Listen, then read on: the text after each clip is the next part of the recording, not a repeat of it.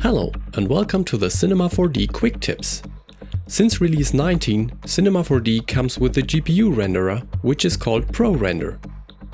In this quick tip, I want to show you how to get started with it, what the material and light workflows look like, and of course some other things that I find useful when I work with ProRender.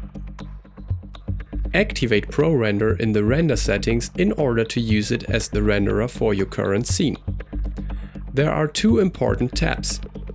In the Preview tab, you can choose the settings for the interactive preview as you work with the scene. And in the Offline tab, you set up ProRender for rendering to the picture viewer.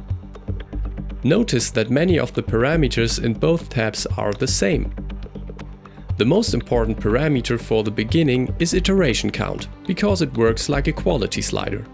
The higher the count, the cleaner the image. To start the interactive preview, choose ProRender, Start ProRender from the viewport menu.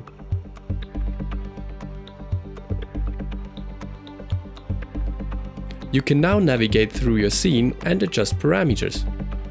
ProRender will immediately render the updated scene.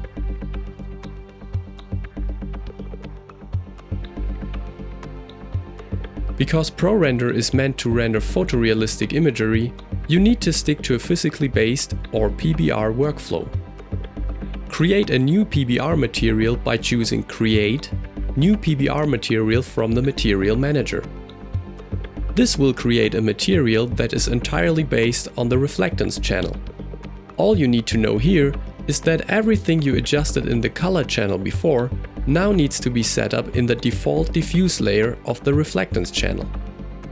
The reason for this is that the color channel just fakes a 100% rough reflection. The default diffuse layer, on the other hand, creates a real 100% rough reflection, which produces realistic results. In reality, anything you see is a reflection. For lighting in ProRender, you should use a combination of a sky with an HDRI texture and PBR lights. PBR lights are just normal area lights, but with the right settings, like inverse square falloff, area shadows, and some more. It definitely makes sense to learn how to light a scene in real life, because renderings will benefit from this knowledge as well.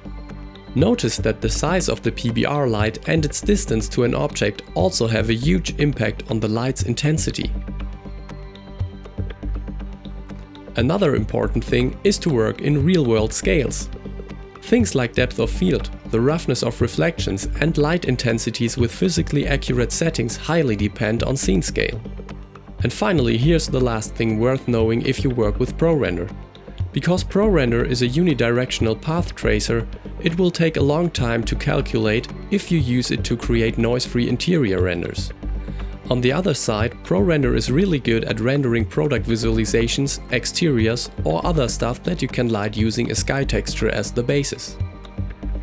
Thanks for watching. For more information on Cinema 4D or other Maxon products, please visit cineversity.com or maxon.net.